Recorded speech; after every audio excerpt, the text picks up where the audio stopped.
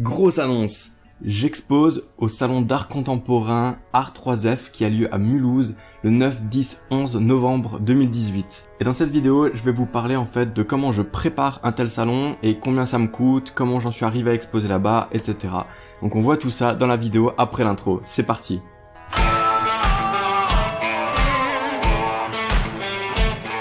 Alors très brièvement, pour la petite histoire, Art3F, c'est un salon d'art contemporain qui est connu des collectionneurs, des galéristes, des artistes. Donc c'est un public averti et intéressé qui vient dans ce genre de salon. Et c'est en ce sens que ça me donne vraiment très envie de pouvoir y participer. C'est qu'à l'heure actuelle, vous le savez si vous me suivez un petit peu, mon but c'est vraiment d'évoluer dans ce milieu, d'atterrir en galerie, de vendre des tableaux à des collectionneurs, de se faire connaître dans le milieu artistique, histoire que je puisse vraiment en vivre et continuer à produire tout simplement à mon rythme et vendre. Et il faut pas se leurrer, sans réel bon contact, il est très difficile de percer dans un milieu tel que celui de l'art, qui est vraiment très fermé, très entre soi. En tout cas, c'est comme ça que je le perçois à l'heure actuelle et que les expériences que j'ai eues me le montrent. Et du coup, ça pouvait être très intéressant, un coup à tenter, il faut le faire, investir dans moi-même, pour ce salon, de mettre un coup d'épaule dans la porte du milieu de l'art pour sortir des petites expos de village que j'ai déjà faites. Il faut que je me montre dans le milieu artistique et là c'est un milieu plus orienté pro et connaisseur. Du coup on s'est dit on pousse la porte nous-mêmes et on y rentre un petit peu de force mais pour voir ce que ça peut donner. Et si on regarde les chiffres du salon Art3F de 2017, ça laisse vraiment rêveur parce que si on rapporte le nombre de ventes au nombre d'exposants, cela représente à peu près 6 ventes par exposant. 6 ventes par exposant, vu la taille des stands, c'est pratiquement comme si chaque exposant vendait quasiment tout son stock lors du week-end. Très honnêtement, je veux bien. C'est presque un peu suspect tellement ça paraît beau.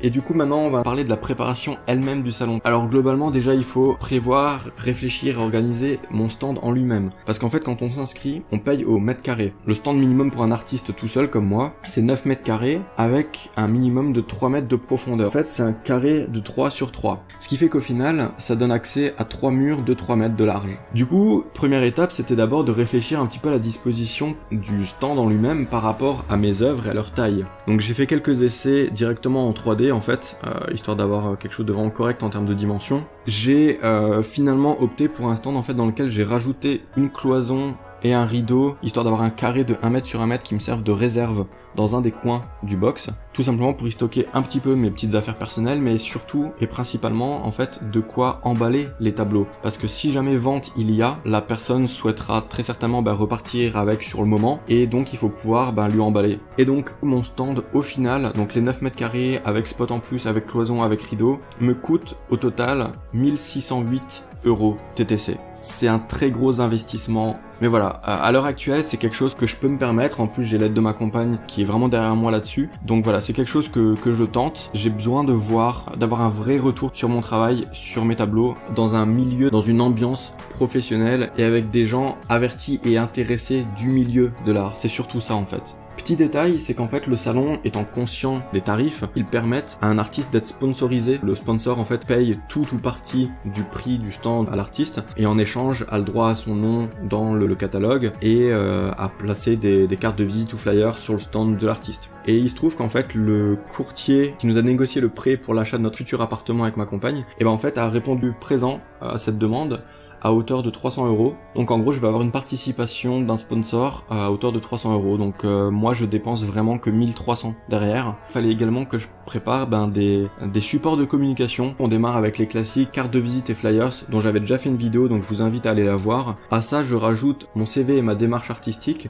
que je vais tout simplement accrocher à un des murs de mon stand à l'entrée, histoire que si jamais je ne suis pas sur le stand, les gens puissent quand même en apprendre un petit peu plus sur moi, savoir qui je suis, d'où je viens, ce que je fais, pourquoi et comment.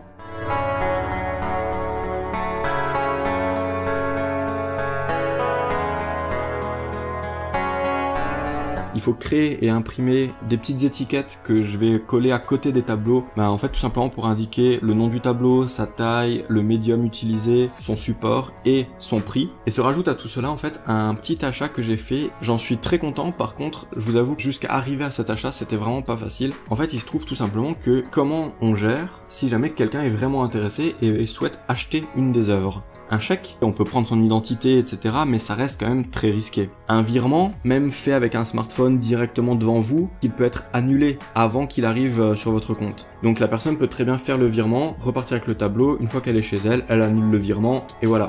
Donc voilà, donc comment faire? Espèces? Ouais, sauf que bon, entre 2 et 3 000 euros le tableau, ça fait un peu beaucoup en espèces. Je pense pas que le distributeur du coin l'autorise.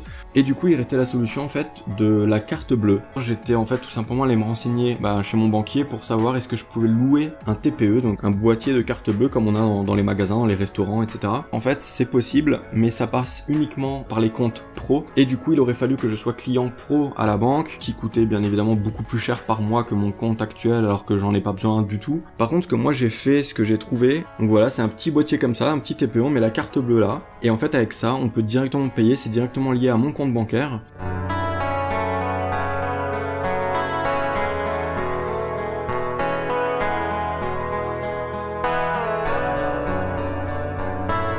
Il y a la même vérification que sur un TPE classique, c'est-à-dire qu'à partir du moment où la carte bleue est acceptée et que le paiement a été accepté, moi je suis sûr que le paiement a été fait par la banque. C'est vraiment comme si on payait avec sa carte bleue dans un magasin quoi. Ça fonctionne en fait via Bluetooth lié à mon téléphone, donc il y a une application avec qui est sur mon téléphone, et c'est dans celle-là que je rentre le montant, et alors ça se reporte sur le boîtier, le client paye directement sur le boîtier, et moi j'ai la validation sur mon téléphone comme quoi la transaction a bien été autorisée et effectuée, et alors à ce moment-là en fait je peux délivrer un ticket de caisse à la personne qui vient d'acheter, à mon client, soit via mail, soit via SMS, en fonction de sa préférence. Ce qui fait que voilà, c'est au final la solution la plus intéressante que j'ai trouvée. Donc en gros le boîtier il coûte je crois 39 €, il n'y a pas d'abonnement, c'est vraiment juste on paye le boîtier et on l'a à vie, c'est bon. Par contre là où ils se font un peu plus d'argent c'est qu'en fait il y a des frais de transaction de 1,75%, ce qui fait qu'en gros par exemple si je vends un tableau 2000 €, ça va représenter à peu près 40 € de perte. C'est vrai que c'est beaucoup plus cher que le taux de transaction par les TPE des banques. Par contre, dans mon cas à moi, j'ai pas beaucoup de transactions à faire via ce genre de système. C'est vraiment là pour le salon, là maintenant. En fait, c'était quand même le plus avantageux parce que certes, je vais peut-être perdre 50 € sur une vente. C'est des frais que je suis complètement prêt à avoir pour de l'autre côté, en fait, avoir la sécurité du paiement et la validité